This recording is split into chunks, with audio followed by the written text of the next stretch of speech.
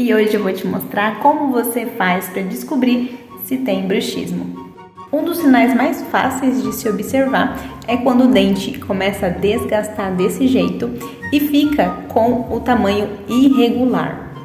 Outro sinal bem característico é quando o canino começa a perder a pontinha. Aí já é um sinal clássico de bruxismo. Se você sente dores quando abre ou fecha a boca, pode ser um sinal também de bruxismo.